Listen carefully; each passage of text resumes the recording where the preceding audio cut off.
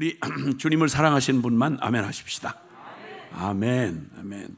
참 귀한 또 이렇게 참 아름다운 성전을 또 주님 앞에 이렇게 드리느라고 얼마나 수고들 많이 하셨겠어요. 축하를 드리고 또 70주년이 넘었대죠. 참 세월 70년 말이 쉬워 그렇지 전쟁 난리통에 시작을 해서 이렇게 참 우여곡절도 많았을 텐데 오늘에 이르기까지 하나님이 참 주신 세월 당연한 거 하나도 없고 그 사이에 죽고 사라진 사람 많고요, 사고 만난 사람 많고 그리고 또 없어진 교회도 꽤 있더라고요. 그런데 주님께서 이렇게 그 세월을 지켜주시기로 오신 건 그냥 요행이 아니고 정말 하나님의 특별한 은혜입니다. 특별하게 은혜를 베푸셨다는 말은 특별한 사명도 있다는 말씀이죠. 그래서 이 교회, 과림교회를 향하신 하나님 아버지의 그런 그 남다른 은혜를 주시고 축복해 주신 이 세월을 이제는 우리가 거기에 걸맞게 하나님 앞에 합당하게 마땅한 경배와 영광을 돌려드려야 될 때가 왔습니다. 지금이야말로 교회가 여러 안팎으로 위기를 겪고 있다고 하는 때 그래도 과림교회만큼은 내가 너희를 믿는다. 주님께서 이렇게 믿어주시는 교회, 그리고 정말 하나님이 기뻐하시는 주님과 마음결을 같이 해서 운명을 같이 하는 얍삽한 교인 말고 정말 의리 있는 성도들이 돼서 하나님 정말 우리에게 그 약속 지키시고 의리를 지키셔서 우리가 아직 죄인 되었을 때에 우리는 수없이 주님을 배신했어도 주님은 한 번도 우리를 배신한 적도, 우리에게 하신 약속을 절대 어기신 적도 없는 우리 신실하신 우리 주님의 자녀답게 그냥 누가 봐도 성도들 그러면 보증수표처럼 다른 재주는 없어도 딴 건 몰라도 그 사람들 참 신실해, 믿을만해, 이렇게 말할 수 있는 그러한 축복된 하나님의 백성들이 되시기를 바랍니다. 아멘. 우리 주님께서 여기 그 명절 끝날, 곧 큰 날에, 이것은 초막절이라고 하는 행사였는데요, 유대인에게 구약시대에 이렇게 예수님 당시에 이때까지도 구약시대에 하나님의 백성인 이스라엘에게는 하나님의 그 잊지 말아야 할 중요한 절기들을 이렇게 주셨습니다. 안식일부터 시작해서 1년이라고 하는 한 해년도가 지나가기 전에 여러 절기가 있습니다. 요즘 우리로 말하면 성탄절, 부활절, 추수감사절 이런 등등의 성령 강림절 이렇게 절기를 기억하게 하는 것은, 절기를 기억하게 할 때는 그 절기에 담겨진 메시지가 있습니다. 이걸 잃어버리면 큰일 나는 거예요. 기차가 선로를 잃거나 비행기가 항로를 벗어나면 그게 그냥 곧바로 죽는 길로 들어서는 것처럼 우리 인생사에도 특히 우리의 삶에 잊지 말아야 될 아주 중요한 날들은, 우리가 한 나라는 한 나라의 국경일들을 정하고 한 사람의 인생에는 생일도 결혼기념일도 또 여러 가지 제삿날도 이렇게 해서 기억해서 인간의 도리를 벗어나지 않으려고 개인은 개인 차원에서 국가는 국가 차원에서 이렇게 지키듯이 이 신앙, 이 사람이 영적 존재인 인간이 하나님과 우리의 관계에서 잊지 말아야 될 아주 중요한 그러한 진리들을 정신사납게 막 살아가다 보니까 그냥 동네 개도 요란하게 짖지 그냥 이놈 저놈 별 개가 없는 소리 많이 하지 이러니까 사람 이것저것 정신줄을 놓다 보면, 살다 보면 마땅히 어떻게 그걸 잊어버려 이럴 만큼 그런 일을 깜빡깜빡 잊어버리고 사는 경우가 많습니다. 그래서 기념일을 정하는 거죠. 이렇게 쭉 이스라엘의 1년 동안 중요한 절기들이 안식일부터 시작해서 한 7개 정도의 절기가 있는데요, 그 중에 1년을 마무리하는, 1년의 모든 절기를 한꺼번에 이렇게 총합적으로 마무리를 하는 절기가 초막절입니다. 그 초막절을 끝내는 명절 끝날, 곧 큰 날에, 아주 중요한 날입니다. 큰 날에 예수께서 서서 외쳐 가라사대.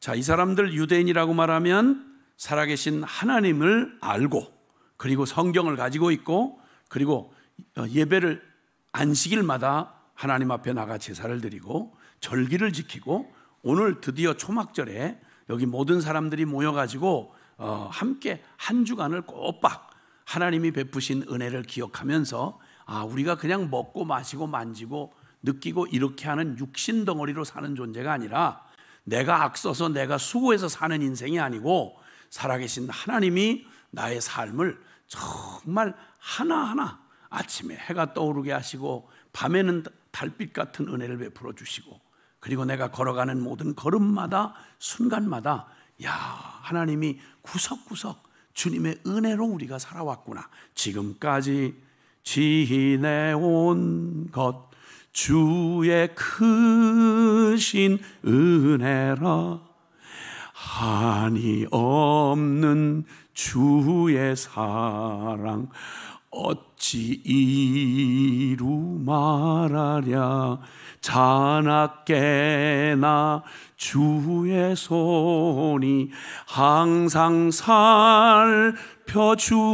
살펴주시고 모든 일을 주 안에서 형통하게 하시네. 아멘을 구성지게 해주시면 더 이게 장단이 맞아서 너무 은혜스러울 것 같습니다. 아멘, 할렐루야, 아멘. 인생 철들면 깨닫는 게 뭐냐면 이게 모두가 다 은혜로 살아왔구나. 내가 산 게 아니고 한참 혈기방장하고 아는 거 별로 없는데 까부는 젊은 날에는 그냥 지잘난 맛에 뭐가 되는 것처럼 설치고 난리를 치지만 조금 세월 지나가고 이렇게 세월의 풍상을 지나가다 보면 내가 뭘 해서 이렇게 된 일이 결코 없구나. 어버이날 낳으시고 어머니 날 기르시지 않았더라면 내가 어떻게 오늘 내가 있었겠어요. 수많은 손길 보이지 않던 알던 모르던 그 손길이 없었더라면 오늘 내가 어떻게 있었겠어요. 아니 어떤 놈은 불행한 일 당하고 싶어서 불행한 일 당합니까? 행복할 마음이 없어서 불행한 사람 보셨습니까? 아니요. 오늘도 여기 멀쩡히 우리가 여기 앉아 있는 거 당연히 내가 생각해서 엄청 인심을 써서 나와준 것처럼 생각하지만 이거 계속 그 생각 가지고 계시면 큰일 납니다. 하나님 주신 거 고마운 줄 모르면 거둬가는 수가 있습니다. 이렇게 초막절은 온 한 해 동안을 베풀어 주신 하나님의 은혜를 기억하면서 그냥 종합적으로 그냥 잊고 살았던 삶에 옷깃을 여미고 이런 은혜가 있었구나. 이런 걸 주님이 축복하셨구나. 이거 잊지 말아야지. 이렇게 하는 모든, 그러니까 알 거 다 알고 들을 거 들었다 이 말입니다. 자, 듣질 못하고 알질 못해서 그래서 못 깨닫고 비척거리는 건 이해가 되지만 알 거 다 알고 받을 거 다 받아 먹고 그리고 누릴 거 다 누리면서 그러면서 모든 걸 다 가졌는데 모든 걸 누구보다 더 많이 누렸는데 그런데 마땅히 그렇다면 우리에게 있어야 할 그 마땅한 열매가 맺혀지질 않고 그리고 그 능력이 드러나지 않는다면 이건 뭔가 심각하게 병이 든 겁니다. 주님이 그때 그 모든 걸 알만한 사람들, 이 사람들이에요. 초막절에 참석한 열심히 있는 유대인들, 오늘날로 말하면 모태신앙입니다. 오늘날로 말하면 교회에 그래도 알 거 다 알고 받을 거 다 받고 누릴 거 누리는, 특히 제일 먼저 교회 안에서 말하면 장로님입니다. 그 다음 권사님이시겠죠. 그리고 집사님이시겠죠. 그리고 그냥 날탱이처럼 갑자기 은혜 받아가지고 뛰어들어온 안모태보다도 3대, 4대 70년 세월이면 여러분 적지 않은 세월입니다. 그래서 아주 교회 안에서 태어나서 그리고 또 교회 안에서 다 밥 먹고 자라나고 그리고 또 그 기도 받으면서 그리고 시집가고 장가가고 아이까지 낳고 그래서 또 손주까지 보고 이런 사람을 모태신앙이라고 그러는데 바로 그런 모태신앙들을 모두를 더 새롭게 들을 게 별로 없어요.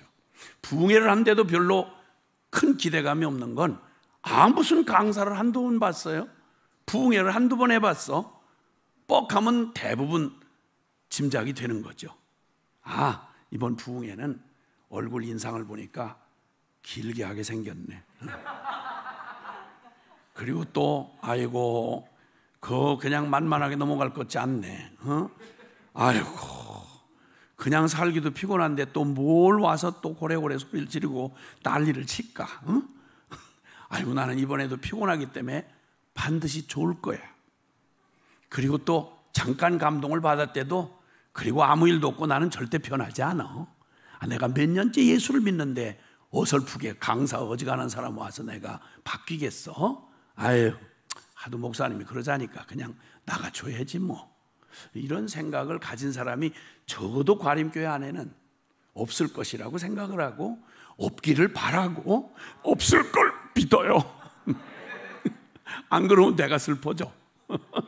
근데 여기 지금 이렇게 우리하고도 비교가 안 될 만큼 모태신앙이요, 아브라함의 자식들이요, 그리고 그중 열심히 있어서 초말적 행사에 마지막 끝날까지 참석했던 사람들에게 주님이 던지는 말씀이 있어요. 누구든지 목마르거든, 이 말입니다. 사랑하는 여러분, 여러분이 얼마나 뭘 아느냐고 묻고 싶지 않습니다. 여러분 지금 여러분 정도의 신앙생활이면 충분하시겠어요? 하나님은 외모를 보고 속지 않으시고 우리 중심을 본다는데 우리 권사님 기도 그만큼 하시면 되시겠어요? 성질 그만큼 바뀌면 되시겠어요? 어떻게? 예수 믿는 거 내가 아는 만큼만 해도, 내가 아는 기준으로만 말해도 여러분 신앙이면 그냥 요대로 안 변하고 요 모습 요대로 있다가 요 수준으로 있다가 예수님 만나도 그때는 누가 대신 말하고 이런 거 아니고요, 예수님을 직접 만나봐야 되거든요. 예수님 직접 만나셔도 요 모습 요대로 장로님, 권사님, 집사님 괜찮으시겠습니까? 요 정도 신앙이면, 요 정도 내 마음 요거 내가 봐도 하는데 하나님이 들여다보시기에 요 정도면 되시겠습니까? 드라마 보는 것보다 성경 보는 걸 더 재밌어하고 사랑하고 더 집중하시나요?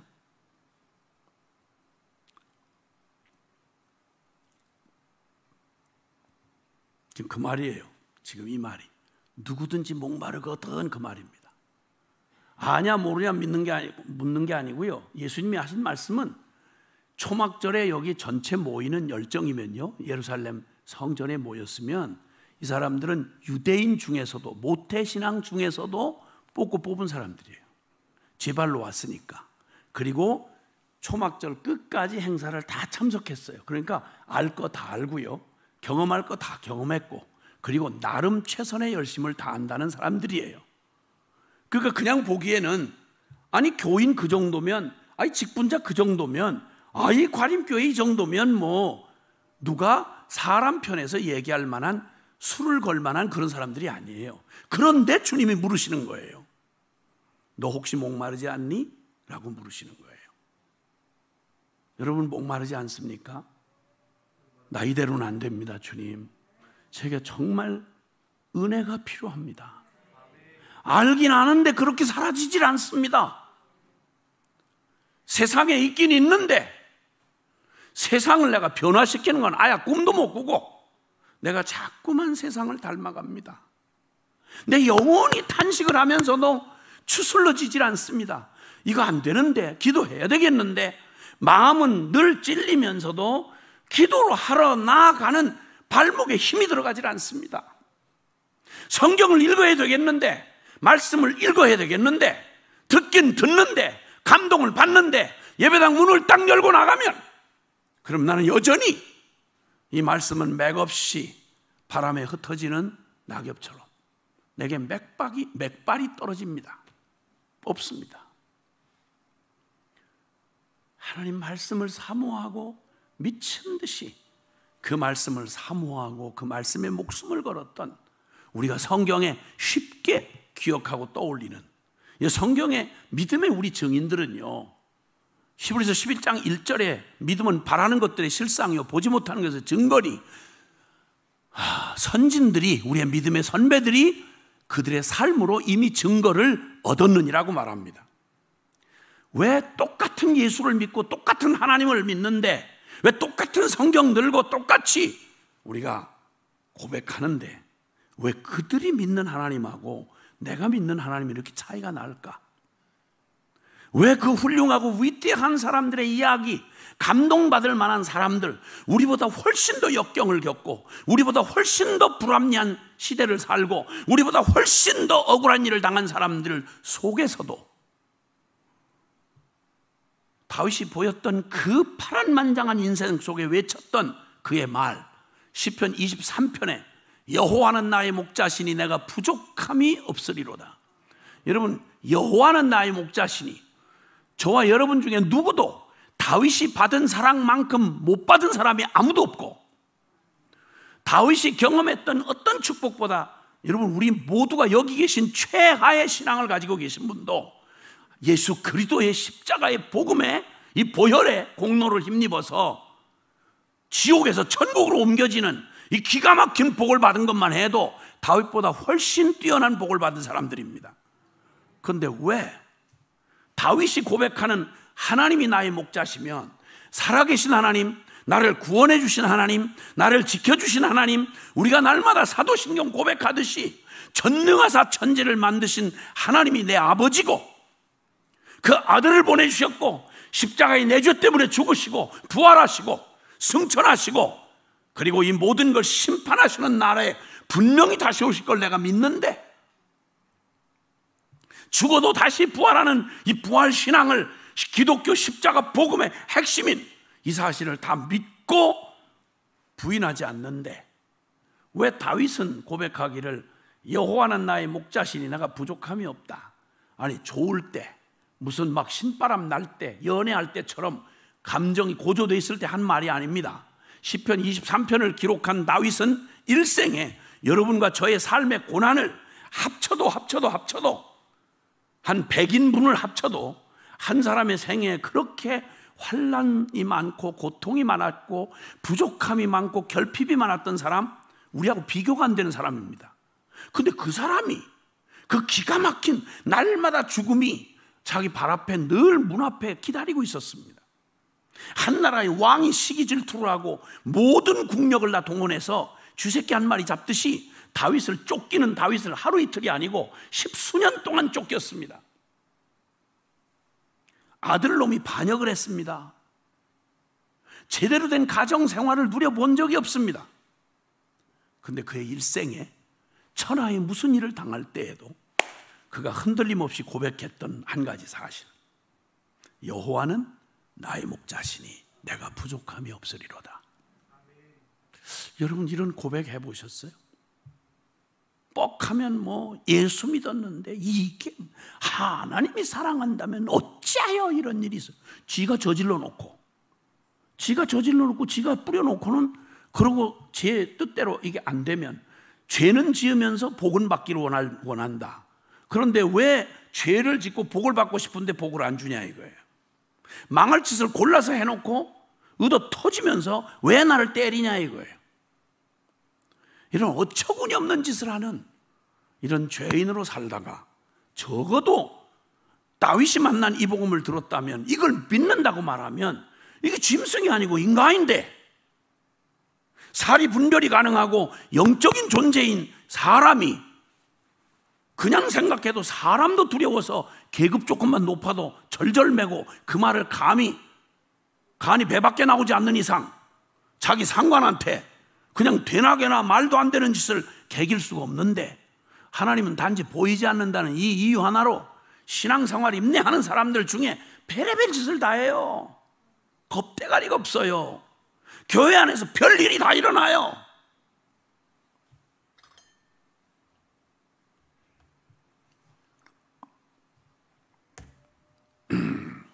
주님이 말씀하는 거예요.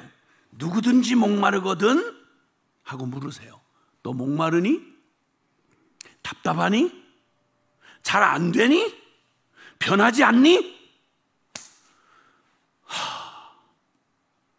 마음은 원인데 제가 안 됩니다. 뻔히 어떻게 살아야 될지 다 아는데 그렇게 되어지질 않습니다. 어떻게 하면 좋죠? 난 어떻게 하면 변화받죠? 난 어떻게 하면 이 들은 바의 진리가 이 믿음의 선배들처럼 이렇게 당당하게 우물쭈물하고 자꾸만 내 스스로 양심에 걸려 넘어져서 말 한번 제대로 못하고 늘 구질구질하게 살면서 내 에너지는 살아있는 한 모두가 생존 본능이 있어서요, 살려고 하는 에너지, 이거는 대단합니다. 여러분, 굉장합니다. 어떤 친구는 세계적인 그래도 가장 탑 클래스에 해당하는 사람인데 그가 이렇게 대답하더라고요. 여전히 그는 최고의 승리를 누리고 있다고 사람들이 생각하는데 그는 더 말하기를 저는 승리의 목이 마릅니다 이러더라고요. 태백 광산촌이었던 태백에는 국가가 허락해 준 도박판이 있습니다. 허락한 카지노가 있어요. 여기 한번 들어가면 살아서 나오는 사람 거의 없다 그래요. 거의 노숙자가 돼서 거기서 완전히 폐인이 된 채로, 깜짝 놀라게도 그 도박에 미친 사람들의 에너지요 어마어마합니다. 누구도 못 막습니다. 도박에 한번 미쳐버리면 그 목마름이요 대단합니다. 누구도 흉내 못 내는 끈기와 그리고 에너지가 그냥 포기하는 열정이 죽기를 불사합니다. 이런 에너지를 갖고 있는 게 인간이라는 존재입니다. 도박에만 미쳐도 그렇습니다. 돈에 미친 사람은 수전노가 돼도 벗어날 줄을 모릅니다. 수전노, 돈의 노예가 되는 겁니다. 지 건강 다 팔아먹고 일가 친척 의리 다 말아먹고 인간 양심 다 거덜내도 그 돈에 미쳐버리면 그 에너지가 더 목마릅니다. 더 목마릅니다. 여러분, 시흥 땅을 내가 다 가진다고 만족할 줄 아십니까? 아니요. 경기도 땅 다 집어먹고 싶습니다. 그 에너지 어마어마합니다, 여러분. 그 에너지야말로 누구도 막을 수가 없습니다. 이런 본능적인 에너지만 해도, 여러분, 목마른 사슴이 시냇물을 찾아라는 표현이 시편 42편에 있는데, 기본적인 우리 인생, 살아있다고 하는 사람의 인생의 내면에는요, 이런 에너지가 정말 여기에 그냥 화라산처럼, 여기 용암처럼 우리의 그 존재 안에 있는데, 그래서 이 에너지가 아주 강력한 에너지를 이루는 게 바로 목마름입니다. 목마름. 근데 주님이 지금 누구든지 목마르거든 내게로 와서 마셔라 라고 초청을 하시는 말씀을 우리가 보고 있습니다. 자, 이런 죽음도 불사하는 목마름이 이상하게도 본능적으로 우리가, 여러분, 반드시 하나님과 영적인 것에 이 목마름이 없으면 그러면 두 가지입니다. 하나는, 첫째는 딴짓하고 있는 거예요. 딴 데 마음을 팔고 있는 거예요. 그러니까 그 에너지를 내가 막 미치도록 나를 포기하지 않고 열정적이게 하고, 그리고 절대 그 끈기와 그런 활력을 주는 그런 에너지가 다른 일에는 연구할 거 없습니다. 여러분, 죄 짓는 일에는 어마어마한 에너지가 작동을 합니다. 그렇죠? 지금 시대 젊은이들이 대부분 웬만한 거에 이렇게 진지하거나 막 끈기가 있거나 이렇게 보이질 않아요. 물론 본인들은 아니라고 그러겠지만, 근데 대단히 놀라운 건 인터넷 중독이 된 사람이 이렇게 많아요. 정신질환을 앓는 사람이 진짜 많아요. 뭐에 집중하고요, 완전 초집중이에요. 그리고 거의 몸뚱이가 20대가 50견이란 말은 어깨가 50대 어깨란 말이에요. 그러니까 나이 먹으면 어깨에 병이 생기는데, 이 무거운 머리를 받치랴, 또 이거 사느라고 악을 쓰고 사느랴 이러니까 견디는 게, 어깨 힘을 얘기할 때는 어깨를 말하거든요. 그래서 어깨라고 그러잖아요. 어깨. 이렇게 그 조폭들 보고 어깨라고 그래요. 이렇게 어깨라고. 근데 20대까지 갈 것도 없어요.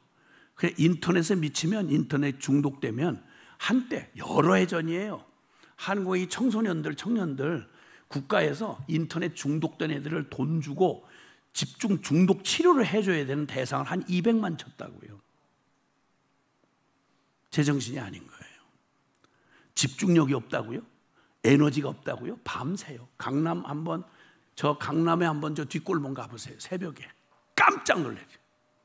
새벽기도 나오는 교인은 점점 줄었는데, 코로나 때에 그 세상 난리를 칠 때, 그 코로나 때에 거기 강남 그 클럽에는요, 새벽 5시부터 다시 시작하는, 밤새 논 게 한이 안 차서 5시에 다시 그 클럽에 유명한 클럽에 줄을 서는 애들이 그냥 쫙 줄을 서 있어요. 방역은 무슨 코미디입니까? 뭔 방역이야? 웃기고 있네. 무슨 방역? 만만한 예배당에 나와서 방역 잣대 들이대고 이런 짓을 하지, 공무원이 뭐 하려고, 미쳤다고 거기 가서 그런 짓 하겠어요? 교회만 그러는 거지, 교회만. 지하철에서 줄 이렇게 2m 재는 사람 보셨어요? 공무원 중에? 대한민국 공무원 중에? 방역대책위원장 한번 보셨어요? 600만이 넘는 사람이 일주일에 다닥다닥다닥 이렇게 붙어가지고 출퇴근을 하는 지하철발 코로나라는 거 뉴스에 본 적 있어요? 그 똑똑한 기자들 다 거기서 뭔 짓 하고 있었어? 절대 거기서 지하철발 코로나는 나오면 안 돼요. 그러면 들러엎어 버릴 테니까. 만만한 어줍잖이 잘 믿지도 못하는 교회 약점을 너무 잘 알아서 사랑이라며, 이웃사랑한다며, 십자가를 진다며 와가지고 그냥 있는 대로 교회를 와서 별짓을 다 했어요. 별짓을 코미디 같은 짓을 했어요. 순종을 넘어서서 지금까지도 안 나와요. 방송 듣고 계신 분들 혹시 계신지 모르겠는데 지금까지도 안 나와요. 딴 데는 지금 난리도 아니에요. 잘 모르시죠? 난리도 아니에요. 이 에너지, 와, 이 에너지 말입니다. 누구도 못 막아요. 도박만 그런 게 아니라 성중독, 탐욕의 중독, 성공 중독, 세상 천지에 이 목마름이 이 에너지가 되어, 그리고 사람들로 하여금 더 열심히 해라 말을 할 것도 없고, 죄 짓는 일에도 제 인생, 제 가족 다 때려 부수면서도 별짓 다 합니다. 가장 전 세계에서 아주 지금 가장 선진국 중에 참 부끄럽게도 우리 사회를, 놀랍게도 어떤 사회학자가 방송에 나와서 얘기를 하는데 대한민국을 매춘 공화국이라고 그러더라고요. 성으로 거꾸로, 성도덕이 완전히 거꾸로 처박힌 나라. 동방 예의지국 남녀 7세 부동산이 아니라 부동석 이러고 예의 따지던 동방의 예의를 논하는 5개 나라 중에 거꾸로 사회의 도덕 지수가 거꾸로 처박힌 나라가 한국이었다는 공식 발표가 있었어요. 여러 해 전에. 체면만 있는 대로 남아, 지금은 체면도 갖다 버렸어. 얼마나 빠르게 세상의 것들을 흡수하는지. 그 속에 지금 1000만 개신교인, 기독교인이 있습니다. 그 속 가운데에 5만에서 6만을 치는 교회가 눈을 시퍼렇게 뜨고 있습니다. 교회만 정신을 차렸더라면, 교회만 교회다웠더라면, 교회가 가지고 있는 복음만 복음다웠더라면, 여러분 5명 중에 1명이 크리스찬이에요. 그러면 5명 그룹이 있는데 한 사람이 거룩하게 자신을 지키면서 중심을 딱 지키면 양심을 가지고 있는 인간들이라서 부담스러워요. 그래 자꾸만 밀어내야 돼요. 너 좀 제발 좀 나오지 말라고. 너만 보면 술맛이 떨어진다고. 너만 보면 진짜 짜증난다고. 제발 좀 나오지 말아라. 말 안 해도 그리스도인의 존재는 늘 사람들에게 꼭 무언가, 꼭 양심을 비춰주는 그러한 거울처럼 그런 역할을 했었어요. 그런데 놀랍게도 세상을 교회가 바꾸라고 교회를 세상 속에 두셨는데, 희한하게도 세상이 요즘 교회를 바꿔주고 있다는 느낌을 지울 수가 없어요. 그 에너지가 대단합니다. 대단합니다. 교회를 마지막 해체시키려고 하는 이 악한 시도들이 여러 모양으로 지금 아주 까놓고 드러내놓고 되어지고 있습니다. 그런데 만약에 그냥 깜빡 잊어버리고 살다가도 만약에 내가 소중하게 생각하는데 너무 바빠서 깜빡 있다가도 누군가가 공격을 하면, 그러면 바짝 잃어버렸던 그냥 에너지가 확 잠이 깨면서 그걸로 이게 무슨 말이야? 어디다가 손 찍으며 이것들이 하고 자기 보호 본능이라도 나타나고. 자기가 생각해 보세요. 그냥 멀쩡히 사이가 안 좋은 엄마도요, 저는 참 사람이 유한데도 아주 유해요. 소리만 이렇게 지르지. 소리 지른 사람 쳐놓고 속이 부드럽지 않은 사람이 없어요, 사실은. 진짜 무서운 놈은 소리를 안 지르고 조용히 지나가면서 옆구리에 칼침 치고 가는 놈이 진짜 무서워요. 근데 왜 소리 지르고 이런 사람들은 겁이 많아서 그래요. 겁이 많아서. 그런데 저에게 제가 그 청소년기를 지나면서 그 험한 동네에 살면서도 다른 일에는 제가 완전히 양처럼 당했죠. 때리기 좋게 생겼다고 나를 그냥 손찌검을 많이 했어요. 아주 인간의 길을 포기한 놈들 사는 데니까. 그런데 저를 가만히 있던 지렁이도 밟으면 꿈틀한다고 저를 건드는 일에 우리 엄마를 만약 욕한다. 엄마에 관한 욕이 많거든요. 지금 생각하지 마세요. 그냥 그런 게 많다는 것만 들어두시면 돼요. 저는 엄마를 만약에 욕했다. 그러면 그건 그놈하고 나하고 둘 중에 하나 제삿날을 맞이해야 돼요. 이건 그냥 두질 않았어요. 그건 그냥 둘 수가 없어요. 그러면 내가 엄마랑 사이가 좋으냐? 아니에요. 우리 엄마가 나한테 욕을 엄청 했어요. 보통 하는 말이, 기분 좋을 때 하는 말이 연병할 놈이에요. 아니, 우리 엄마가 그냥 무슨 말인지도 몰랐어요. 요즘으로 말하면 사스 걸려서 코로나 걸려 뒤질 놈, 그런 말이에요. 어떻게 말을 그따위로 하냐고, 우리 엄마가. 우리 어머니가 양반 가운데 토막인 충청남도 부여태생 인동장씨 집안에, 양반 집안에 태어난 멀쩡한 분인데 어떡하다 신랑을 잘못 만나가지고 그냥 악만 남아가지고 자식들한테 욕을 그렇게 잘했어요. 욕을. 조금 성질 나면 날 보고 육실할 놈이래. 나 그래서 무슨 말인지 몰랐어요. 우리 엄마가 말하는데 그렇게 나쁘겠거니 그렇게 생각 안 했거든. 나중에 알고 봤더니 여섯 토막 내 죽이는 걸 육시하다 그래. 세상 어떻게 아들한테 그런 말을 하냐고. 거기서 끝났으면 내가 그래 용서하기가 쉬워. 한 걸음 더 나가서 또 더 열받으시면 저 호랭이 12번 뜯어갈래 이래요. 아니, 동네 강아지가 물어도 이게 심각한 문제인데 호랭이가 작정을 하고 12번을 나를 물어 뜯어가면 내가 뭐가 남겠냐고. 우리 어머니가 계모가 아니고 생모인데 그랬어요. 생모인데. 그렇게 난리를 치는 엄마인데도, 마음에 안 들고 짜증나는 엄마인데도 누가 우리 엄마를 내가 함부로 엄마를 내가 대하는 건 대할 수 있는데 어떤 놈이 만약에 내 엄마한테 손을 댄다, 아니면 욕을 한다, 이건 이성이고 나발이고 상관없어요. 그건 그냥 둘 수가 없었어요. 그럼 적어도 인간 본성으로 나 그런데 예수님의 이름을 내가 아무리 잘 못 믿는다고 해도 예수님하고 내가 무슨 관계인데, 교회가 도대체 예수님하고 무슨 관계인데, 교회가 그토록 조롱을 당하고 복음이 그렇게 무시를 당하고 그렇게 짓밟히는데 전혀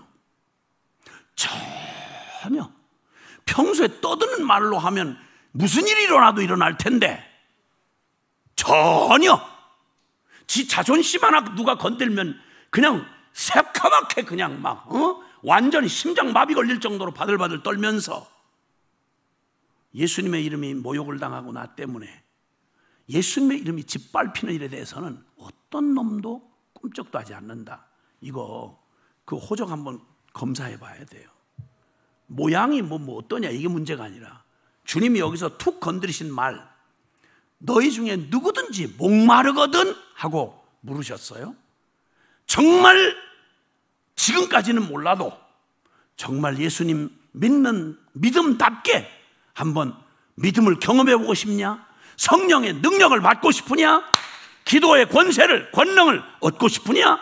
너 기왕에 사는 이 땅의 삶에 정말 성도답게, 교회답게, 복음답게, 복음을 영화롭게 그렇게 할 간절한 갈망이 있니? 하고 툭 던지시는 거예요. 그럼 그 중에 둘로 갈라지겠죠. 아야 관심 없는 놈은 지금 무슨 말이야 저거? 누가 누구든지 목마르거든 하고 외치면 누가 제일 먼저 고개를 들려 볼까요? 목마른 사람이. 사랑하는 여러분, 저는 여러 군데를 돌아다닌 사람이라서 평생을 그저 한 40년 가까이 부름받아가지고 복음만을 가지고 교단이라고 생긴 데 어지간히 열심히 믿는다 데는 평생 이렇게 서 있을 수 있는 한 복음 가지고 돌아다니다 보니까 그래도 저는 그냥 책에서 레포트 본 게 아니고 현장에 믿는 사람들하고 이 복음 가지고 부대끼다 보니까 그래도 우리 믿음의 현 주소가 어떤지는 대강은 알겠어요. 믿는다는 사람이 지금 현재 어떤 위치에 있고 어떤 상황의 영적 상태에 있는지는 저는 쉽게 말하면 실감을 하는 현장 체감을 하는 사람이죠. 그러고 볼 때 결론처럼 말씀드리는데 큰일 났어요. 이대로는 안 돼요. 한국교회 이대로는 안 돼요. 제가 2002년도부터 다시 복음 앞으로 돌아가야 한다고 복음을 제발 복음답게 여기라고 복음을 영화롭게 하라. 언젠가부터 이렇게 티셔츠만 입고 다녔어요. 그랬더니 어떤 방송국 사장이 만나가지고 저를 보고 아이고 그 난닝구만 입고 다니시는 분 이러더라고. 나 그 참 무식하기 짝이 없더라고 진짜. 이게 어디 난닝구야 이게. 티셔츠하고 난닝구도 몰라. 주여. 왜 이렇게 하고 다니는지 아세요? 여러분 전부 광고비도 안 받으시면서 여러분 유명 메이커 광고 해주고 계시죠? 나이키니 노스페이스니 비싼 거 메이커 입었다고 여러분 슬그머니 거기다 다 메이커마다 자기 메이커 브랜드를 선연하게 찍어놨어요. 운동화 그냥 안 지나가요. 명품 백 말할 것도 없고요. 그 전부 다 어디 광고비 받으세요? 광고비 안 받으면서 그 광고하고 돌아다니잖아. 그러면 평소에 못하는 전도에 그래도 가슴팍이라도 이렇게 새기고 다니면 뒷 모가지에도 이렇게 새기고 다니면 그러면 누구라도 가다가 봐서라도 좀 들을 수 있게 그렇게 하려고 그래서 아야 여기다 새겨놓고 다니는 티셔츠만 입고 다니죠. 얼마 안 남았거든요.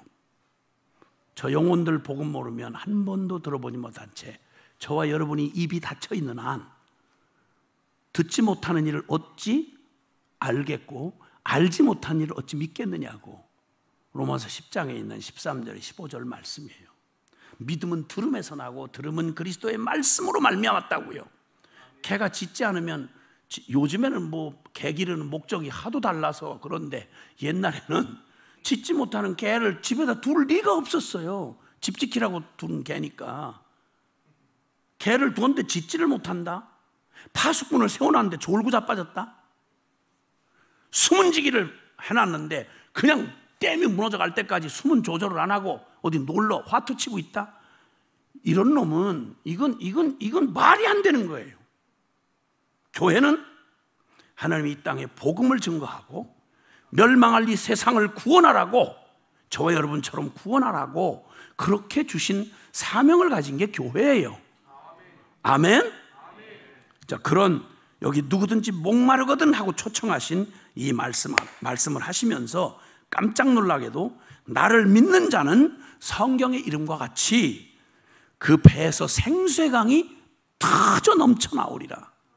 와, 아무리 애를 쓰고 율법을 지키려고 하고 절기를 다 지키고 안식일 대회 성회 그냥 부흥회 별걸 다 하고 신학을 하고 공부를 하는데 문제는 왜 안 되지? 왜 나는 안 변하지? 이것만 가지고는 안 되겠는데 사람들이 칭찬하는 거 말고 주님이 인정하시는 사람 되고 싶은데 왜 내게는 세상의 눈에 보이는 육신의 탐욕과 이 사람들의 인정 평판은 그렇게도 밝게 귀에 쏙쏙 들어오는데 그건 그렇게 두려운데 하나님 더 크신 하나님에 대해서는 어쩌면 이렇게 내 영혼이 감각을 못하고 이렇게 여전히 육적인 삶을 살아가야 하고 여전히 그 성질머리 더러운 놈의 성질머리 그 탐욕 그 자존심 인간적인 육적인 거 하나도 변하지 않는 세월이 가니까 직분은 자꾸 올라가는데 경험은 쌓이는데 신학 지식은 높아졌는데 설교는 대단하게 할 수 있겠는데 근데 나한테는 정작 나타날 거룩한 능력이 나타나지 않고 무엇보다도 살아계신 하나님 앞에서 그분과 생생한 임재의 교제를 내가 누리지 못하니 내가 죽겠습니다. 주님, 이 잠들어 있던 그들의 목마름을 주님께서 툭 건드신 게 누구든지 목마르거든 이런 말입니다. 이 낮 시간 이 시간에 하나님께서 친히 하시는 일 가운데 성령께서 우리에게 주시는 부흥성회를 우리에게 허락해 주셨는데, 성령님이 하시는 중에 가장 중요한 게 바로 뭐냐면, 여러분에게 지금 말씀드리는 우리 인간과 모든 살아있다고 말하는 생명을 가진 존재는요, 짐승이든 사람이든 그를 움직이는 가장 기본적인 에너지가 뭐냐면 말하자면 갈망입니다. 목마름입니다. 목마름. 그러니까 사슴이 시냇물을 찾기에 갈급한 같이 내 영혼이 주를 찾기에 갈급하나이다. 이게 바로 깨어난 하나님의 거룩하신 예수님이 지금 말씀하면서 너 목마르지? 너에게 무슨 지금 목마름이 있니? 주님이 부르시는 말이에요. 사슴이라는 짐승이 이게 갈증을 못 이긴다고 그래요. 겁이 그렇게도 많은데 이상한 행동을 하는데, 저런 사바나 기후가 있는 저쪽에 저 아프리카 같은 밀림지대에는요 우기와 건기가 있어요. 그래서 건기가 되면 완전히 그냥 모든 땅에 물이 다 말라버려요. 그 몇 개월을 버텨놔야 되는데 초목도 다 죽지요. 하루도 안 먹으면 살 수가 없는 짐승들이 거기 생존해 가기 위해서 코끼리 때는 수백 킬로를 떼지어서 이동을 해요. 그래서 지대가 낮아가지고 이렇게 물을 이렇게 담고 있는 이러한 저수지나 이런 데들이 있으면 짐승들이 모여들어요. 그러면 거기에 맹수들이 딴 때처럼 쫓아다닐 필요가 없어요. 왜냐하면 목이 마르니까 반드시 그리로 올 거거든요. 주님이 지금 이 말씀을 하실 때 꼭 그와 같은 장면이 생각이 나요. 인간은요 존재가 영적인 존재거든요. 그래서 영적인 존재를 가지고 있는 존재는 이 목마름을 가지고 있어요. 목마름. 그래서 그 길목에 딱 기다리고 있으면 물이 있는 곳엔 반드시 목이 마른 존재들이 몰려오게 돼 있어요. 돈 버는 것도 그렇게 해야 돼요. 몰리는 곳에 자연스럽게 찾아오는 그 목을 딱 알고 있어야, 그래야 장사도 하고 돈도 벌어요. 계속 뒷북치고 그냥 내 열심으로 쫓아다니기만 하면 그럼 평생 쫓아다니기만 하지 얻을 게 없어. 그런데 딱 몫을 아는 사람은 그 목을 딱 기다리고 있는 거예요. 그러면 사자나 이런 짐승들이, 맹수들이 사냥을 안 가. 거기 딱 기다리고 있어요. 건기 때는. 그러면 이 사심떼들이 막 어마어마한 떼들이 있잖아요. 목이 말라 죽겠는데 두려움이 많으니까 고기를 딱 숨지도 않아. 사자가 이렇게 기다리고 있어요. 그러면 저쪽에서 헐떡거리면서 죽을 것 같은 거예요. 목이 말라 죽을 것 같은데 사자가 기다리고 있어. 그럼 뭐 보나 마나 그냥 덮쳐버리는 거죠. 그러면 하려다가 말려다가 목마름이 꽉 차잖아요. 그러면 사자한테 잡혀먹을 걸 뻔히 알면서도 죽을 때 죽더라도 그냥 쏜살같이 내리달려가지고 자기를 잡아먹으려고 기다리는 사자가 있음에도 불구하고 거기에 그냥 머리를 쳐박고 그냥 그 물을, 목마름이 그 죽음의 두려움보다 더 큰 거예요.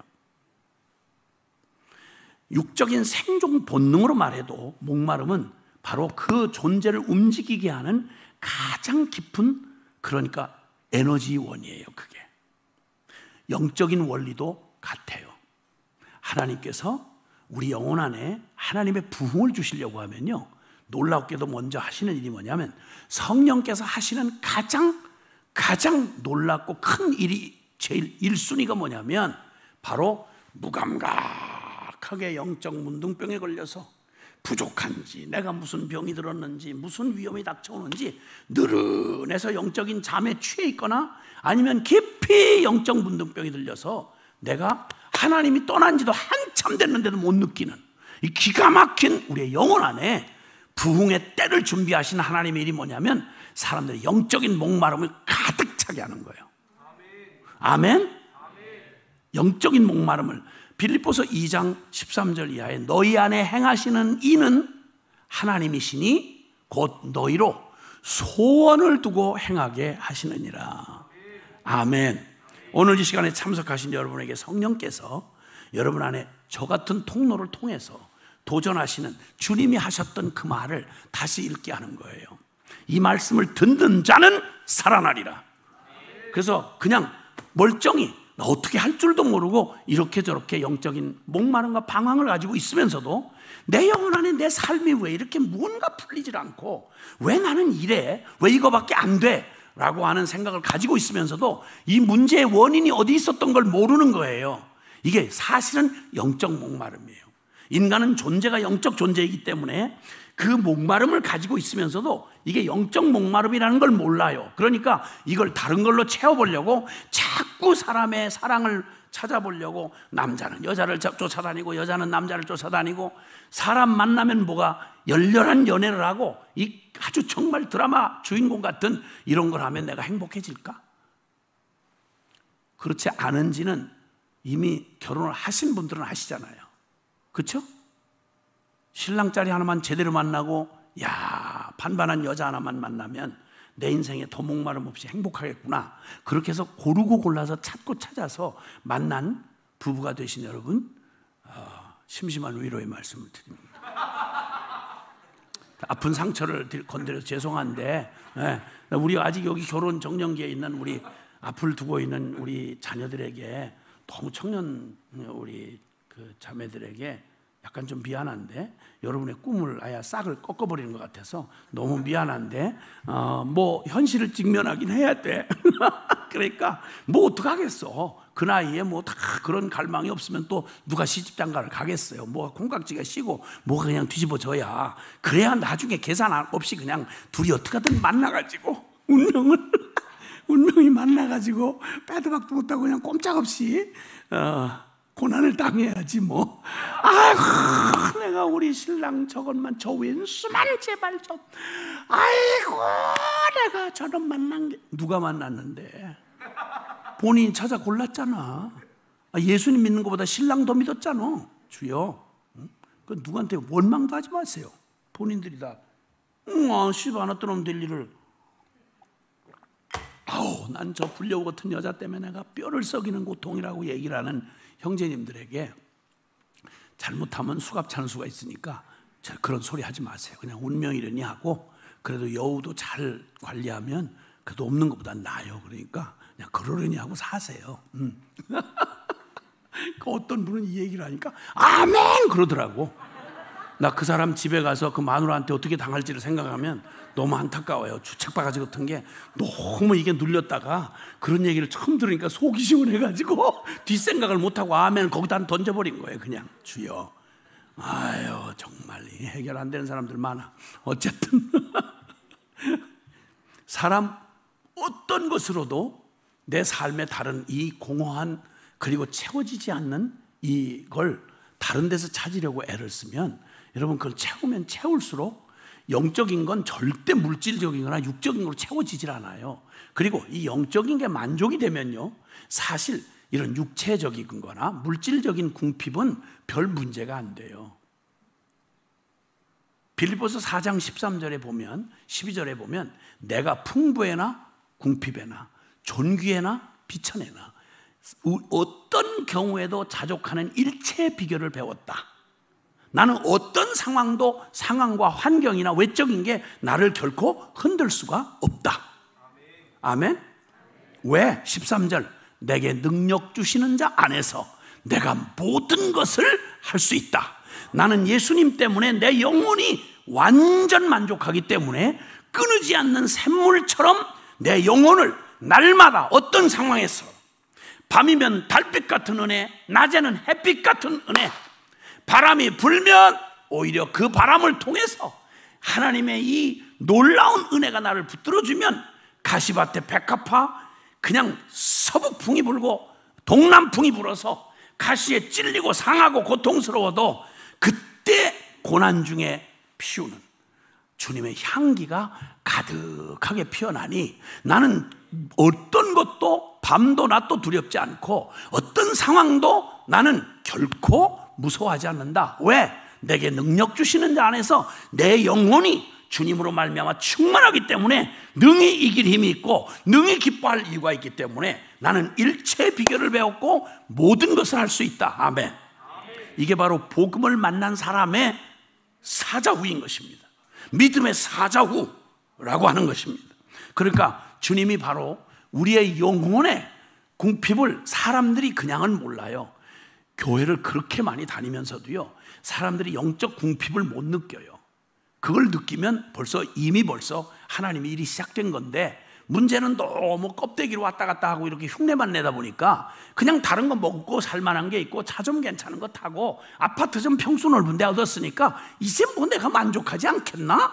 라고 스스로 다른 것에 지금 빠져 있는 거예요. 그러면 내가 궁핍한 걸 못 느끼고 내 영혼이 말라 비틀어 죽어도 이거 못 느끼니까 결국 몸뚱이로 당할 때야 비로소 한 번만 살려주세요, 나 좀 살려주세요, 이렇게 매달리는 거예요. 그래서 하나님이 복을 주시는 사람에게는 하나님이 제일 먼저 주시는 게 뭐냐면, 너희 안에 행하시는 이는 하나님이시니 너희로 소원을 두고 행하게 하시느니라. 즉 영적 갈망을 주신다 이거예요. 그래서 영적 갈망을 쉽게 교회에서 쓰는 말로 하면, 어느 때 갑자기 우리의 마음 안에 변화가 일어나가지고, 나도 좀 은혜 좀 받고 싶다, 하나도 은혜 좀 받고 싶다, 나는 은혜가 떨어져가지고 그저 교회 생활 그냥 하긴 하는데 그냥 늘 피곤하고 늘 그냥 지치고 그냥 사람들 그냥 짜증스럽고 그냥 힘만 든다. 여러분, 이렇게 하면 교회 생활 진짜 죽을 것이 어려워요. 은혜가 떨어지면 정말 어려워요. 왜냐하면 사람처럼 어려운 게 없거든요. 사람처럼. 아니, 혈육간에도 어려워서 다 핵가족이 되잖아요. 요즘에는 그 나이 먹은 부부들이 그냥 둘이 사는 것도 그래서 뭐 황혼 이혼을 한다나 무슨 야밤 이혼을 한다나 뭐 이런데, 아니 이게 무슨 일이야, 이게 무슨 미친 일이야 이게. 그렇게 어려운 게 사람과 사람 사이에 같이 사는 거예요. 우리가 어려워요. 근데 교회는 아니 상관도 없는 사람들이 모여가지고 여기서 이렇든 저렇든 여기도 몸부대끼면서 고민 갈등을 해야 되니까 은혜 떨어진 교회 진짜 골치 아픈 겁니다.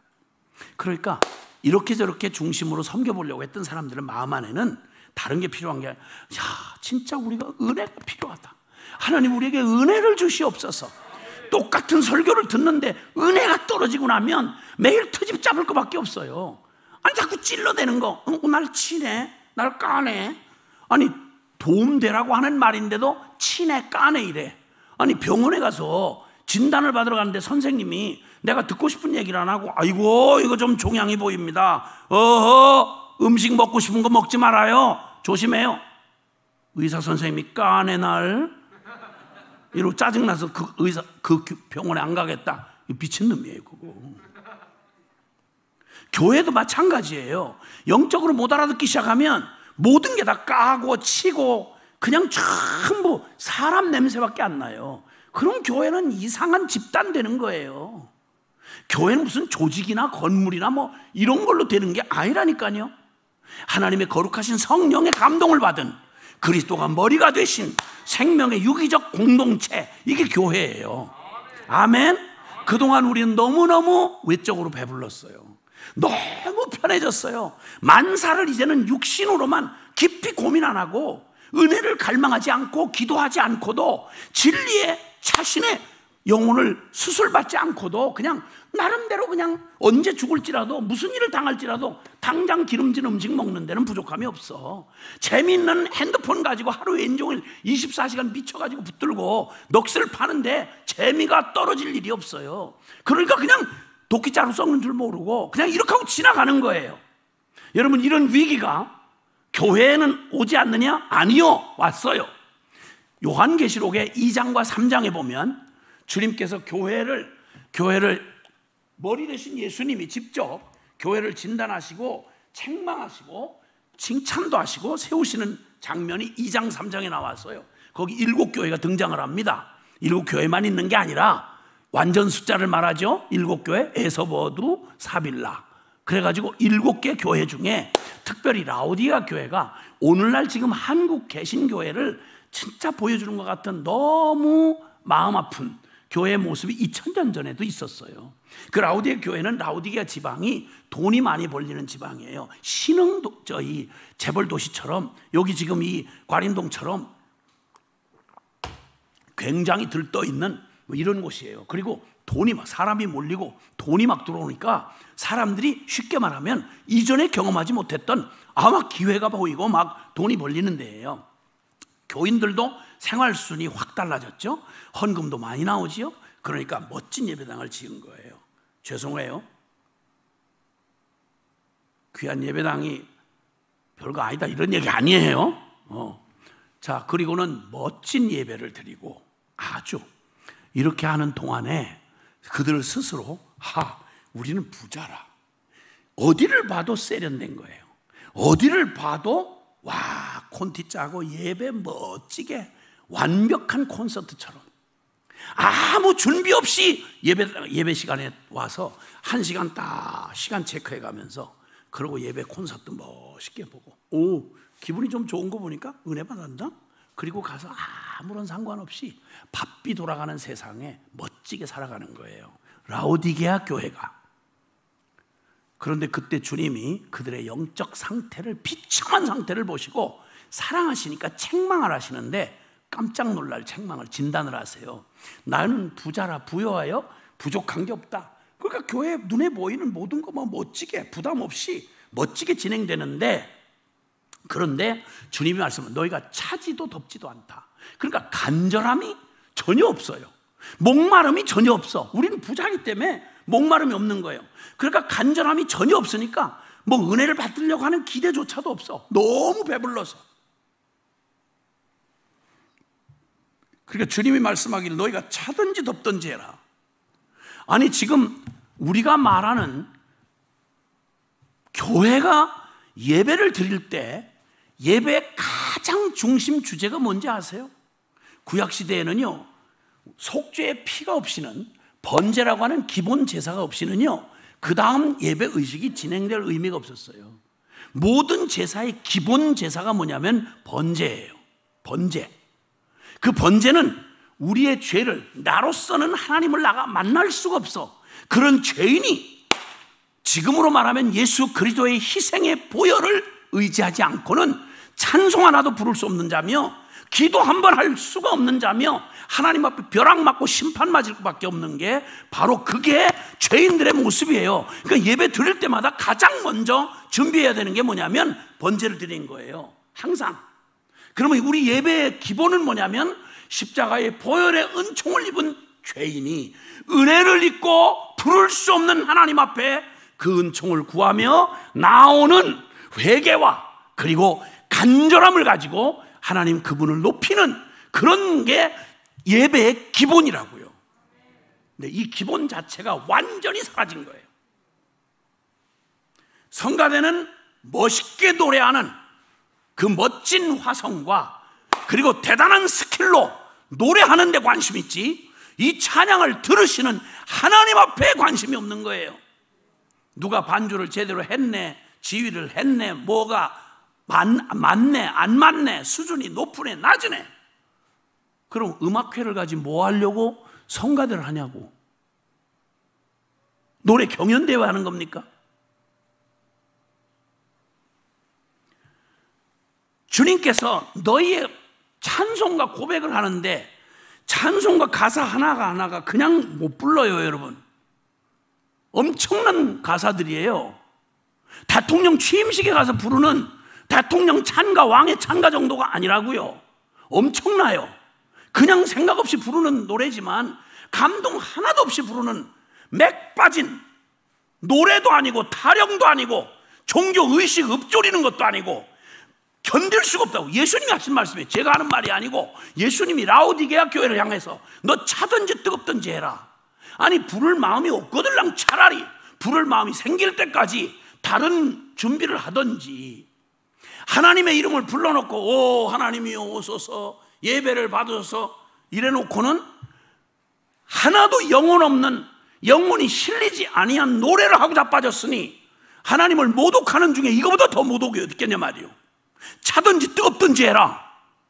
아니면 내가 뜯든 미지근하여 너희를 여기 내 입에서 토하여 내칠 것만 같다. 주님이 그렇게 말씀하시고요. 이거 요한계시록 3장에 나와 있는 말씀이에요. 예? 그리고는 너희가 스스로 우리는 부자라, 부요하여 가난한 게 없다 이렇게 말하지만 내가 너희의 실상을 말해준다. 너 제발 믿음의 안약을 사서 내 눈에다가, 영적인 눈에다가 발라서 네 모습을 한번 좀, 네 꼬라지를 좀 한번 보기를 바란다. 네가 어떻게 뻘거벗고 헐벗었으며 얼마나 내가 기가 막히게 병들어 성한 데가 없이 병이 들었으며 어떻게 네 피골이 상접하도록 내 영혼이 말라 비틀어졌는지, 은혜를 못 받으니 벌써 여러 해가 지났어. 굶어서 바짝 마른 강아지처럼 네 영혼이 얼마나 비참한지를, 너희의 그 예배에 부르는 그 고백과 예배 의식이 얼마나 드라이한지를, 얼마나 역겨운지를 너희가 스스로 좀 제발 믿음의 안약을 사서 너희 꼴을 좀 보기를 바란다. 여러분, 이러다가 가슴이 철렁한 마지막 진단을 하신 말씀이 유명한 요한계시록 3장 20절 말씀이에요. 그때 주님이 이렇게 말씀하세요. 볼지어다 내가 문 밖에 서서 문을 두드리노니. 그 다음 말을 보면 어느 문을 두드렸는지 금방 알 수 있어요. 마음의 문을 두드리고 계신 거예요. 하나님을 향해서 한 번도 어느 때부터 그렇게 됐는지 모르겠는데, 볼지어다 문 밖에 서서 내가 문 밖에 서서 네 마음 문을 두드리노니. 사랑하는 장로야, 사랑하는 권사야, 사랑하는 집사야, 사랑하는 내 하나님의 아들 딸들아, 내가 지금 네 문 밖에 쫓겨나 있다. 네 마음 문 밖에 쫓겨나 있다. 왜냐하면 네 마음이 세상의 더러운 탐욕과 정욕으로 꽉 차 있기 때문에, 세속의 가치로 꽉 차 있으니까 내가 너와 거기 앉아 있을 데가 없다. 문 밖에서 문을 두드리시는 거예요. 그리고 뭐라고 말씀하는지 압니까? 네가 문을 열면 내가 너에게로 들어가 너는 나로 더불어 먹고 나는 너로 더불어 먹으리라. 그러니까 주님이 원하시는 신앙생활이란 그냥 의식만 갖추고 흉내만 내는 이런 게 아니고, 주님이 교제하고 싶은 건 일주일에 주일날 한번 잠깐 얼굴 도장 찍고 그냥 종교적 무슨 보험료 내듯이 영생 보험 들듯이 그렇게 하는 따위의 신앙생활을 말하는 게 아니고, 여러분 식구를 한문으로 표현하면요, 우리 가족 패밀리라고 하는 걸 한국식으로 표현하면 식구라고 그래요. 먹을 식자 입구자를 써서 함께 한 상에 늘 음식을 같이 먹는 사람, 이걸 식구라고 그래요. 하나님은, 예수님이 우리에게 말씀하시는 바는 내가 너와 일주일에 한번 교도소 면회하듯이, 죄수 면회 가서 한번 면회하듯이 유리막 쳐놓고 사식이나 넣어주고, 너 그렇게 만나려고 내가 너에게 신앙생활 내 핏값을 준 게 아니다. 네 안에 내가 살고 내 안에 네가 살고 생명으로 하나 된 생명의 유기적 공동체, 이게 교회의 부르심이고 이게 성도라 이 말입니다. 잘 모르고 여기까지 오셨다고 해도 여러분 기억하세요. 하나님이 저와 여러분을 초대하신 초대는 엄청난 초대인 겁니다. 누구든지 목마르거든 내게로 와서 마셔라. 나를 믿는 자는, 예수님을 믿는 자는 그 뱃속에서 솟아나는 생수의 강이 된다. 그러니까 예수님을 일주일에 한 번씩 면회하거나 어려울 때 문제 해결사 도우미로 찾아와서 똑똑 두드리고 뭘 좀 받아가고 이런 따위가 아니고, 예수님이 말씀한 대로 네 뱃속에서 생수의 강이 넘쳐간다는 말은 예수님이 바로 네 안에 생명되어 네가 나로 말미암아 살게 되리라. 그 일을 주님은 약속하시며 성취하신 게 성령을 보내신 사건이었습니다. 아멘. 자, 이제 주님께서 하나님의 놀라우신 영광을 주님이 이 땅에 베풀어 주시되, 잘 아시잖아요. 처음 사람 아담과 하와가 하나님의 아름다운 형상으로 지음을 받아서 영이신 하나님을 닮았다. 그분의 형상이란 말은 우리도 영적인 존재란 말이에요. 그리고 우리의 육체는 우리의 영을 가장 표현하기 가장 합당하게 우리를 소처럼 짓지 않고 사자처럼 짓지 않으시고 사람처럼 이렇게 지으신 것은요, 사람의 외모, 우리의 기준인 외모가 아니라 하나님의 영이신 하나님을 온전히 표현하는데 가장 완벽하게 그 형상을 우리가 지어주신 거예요. 그리고 에덴 동산을 주셨죠. 그러니까 인간은 하나님 없이는 절대 살 수가 없는 존재이며 하나님 아니고는 절대 만족할 수 없는 존재로 원래 지어졌던 인간이었죠. 그 인간을 하나님께서 축복하셔서 주님이 우리를 날마다 그 하나님의 은혜 안에 머물며 살도록 에덴 동산에 선악을 알게 하는 나무의 계명을 딱 하나만 주시고, 너는 네가 하나님이 아니고 넌 하나님 떠나서는 살 수 없는 존재야. 이걸 늘 기억하도록 선악과 언약을 주셨더랬죠. 요걸 따먹은 계명 하나를 어긴 게 모든 인류가 지금 없어도 될 이 수많은 악과 고통 속에서 이렇게 억지스럽게 죽음의 종노릇하며 사탄의 종노릇하며 살아가는 우리는 지금 정상인 줄 아는 이게 전부 하나님 앞엔 비정상인 거예요. 여기서 우리를 건지셔서 원래 창조하셨던 영광을 주시되 주님께서 우리를 진리 안에 자유한 사람, 영에 속한 사람, 하늘 백성, 예수 생명, 할렐루야. 그러니까 이런 생명을 가지고 우리가 진짜 우리가 사모할 게 있다면 날마다 사랑하는 주님을 사모하고, 그리고 그 예수님을 생명 다해 나를 사랑해 주신 예수님을 목숨 다해 사랑하고, 그분이 내게 주신 이 진리의 생명 진리의 말씀을 따라 이 말씀을 지키는 게 억지로 쥐어짜는 게 아니라 이 진리를 따라 사는 게 우리에게 자유함을 주는 이 정상적인 우리의 영의 사람으로 축복해 주신 사람으로 뱃속에서 생수가 마르지 않고 터져 나오는 것 같은 행복의 근원을 가지고 있는 사람으로 우리에게 축복해 주기를 원하시는 거예요. 주님이 바로 이 복으로 우리를 되돌리켜 주시려고 하나님과 영원히 멀리 떨어져서 하나님과 원수되었던 우리를, 죄의 종로로 타던 우리를 구원하시려고 예수님이 오실 때 예수님의 여러 이름이 있는데요, 예수라는 이름의 뜻은 자기 백성을 저희 죄에서 구원할 자다, 이런 뜻이고요.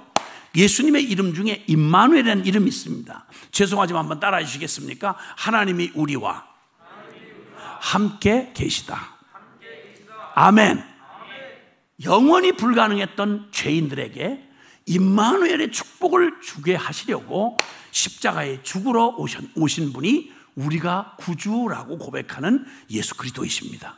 그 주님이 지금 오셔서 드디어 외치시는 거예요. 누구든지 목마르거든 내게로 와서 마시라.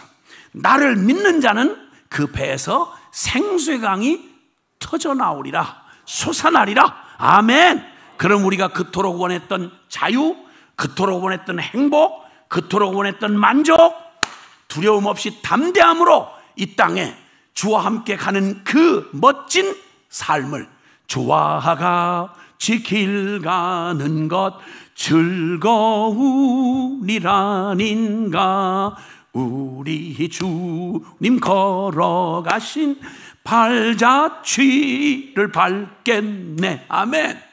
그래서 주님은 데살로니가전서 5장 16, 17, 18절에 항상 기뻐하라, 쉬지 말고 기도하라, 범사에 감사하라, 이는 그리스도 예수 안에서 너희 한 사람 한 사람을 향하신 하나님의 뜻이니라. 여러분, 이렇게 항상 기뻐하는 삶을 누리기를 원하시는 분만 아멘. 그리고 항상 기도한다는 말은 항상 응답해 주신다는 말이잖아요. 주님과 쉴 새 없이 항상 생명의 교제를 누리시기를 원하시는 분만 아멘. 그리고 범사에 감사하라. 우리는 망할 수가 없는 사람이야. 그래서 로마서 8장 28절에 우리가 알거니와 하나님을 사랑하는 자 곧 그 뜻대로 부르심을 입은 자들에게는 모든 것이 합력하여 선을 이루느니라. 그러니까 천하의 모든 일을 다 하나님께서 내 눈에 슬픔처럼 보이든 재수없는 일처럼 보이든 꼬인 일처럼 보이든 상관없이 그 모든 일을 우리가 감사할 수 있는 이유는 이 모든 것 때문에 망하는 일은 불가능해요. 왜냐하면 하나님이 우리를 돕기로 작정을 하셨기 때문에. 주님이 우리를 도와주려고 작정을 하시면 모든 권세를 가지고 우리를 향한 사랑을 가지시고 능력을 가진 주님이 날 도와주기로만 작정하면 여러분 어떤 처지와 상황에 있더라도 걱정 근심 내려놓으시길 바랍니다. 해결 나는 겁니다. 여러분, 하나님만 만나면 되는 겁니다. 여러분, 할렐루야. 지금 그 놀라운 초청을 하고 계시는 거예요. 이 놀라운 초청으로 저와 여러분에게 묻고 계시는 겁니다. 너희 중에 목마르지 않니? 라고 말씀하는 거예요. 라오디게아 교회가 심각한 영적 질병에 문둥병에 걸려 있다가 내가 너희를 사랑함으로 책망한다.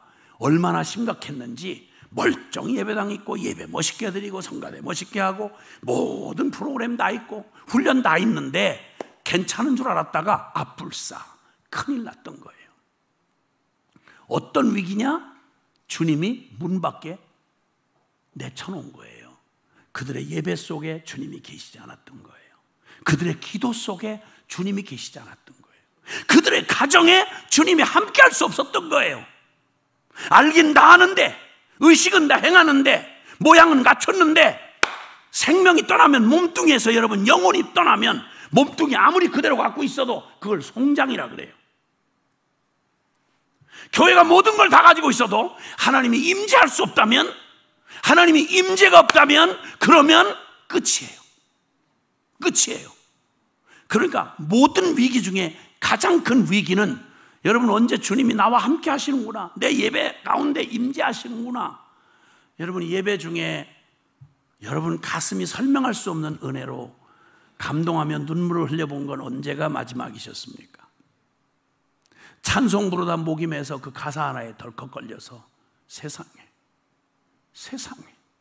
내가 무슨 은혜를 받았었나, 더 이상 찬송을 부르지 못하는 감격으로 목매여 본 적은 언제가 마지막이십니까? 여러분 직분이 뭐냐, 무슨 체험했느냐, 과거에 어떻게 무슨 업적을 했느냐, 이걸 묻는 거 아닙니다. 다 그 귀한 일이에요. 그러나 지금 여러분의 영혼의 모습은 목마르지 않습니까? 이대로면 되겠습니까? 이 목마름을 깨닫는 순간 여러분은 평소에 하던 대로 하지 않고 오후에 반드시 나올 겁니다. 왜냐하면 은혜를 받아야 살겠거든요. 나 이대로는 안 되겠다는 생각이 드는 거거든요.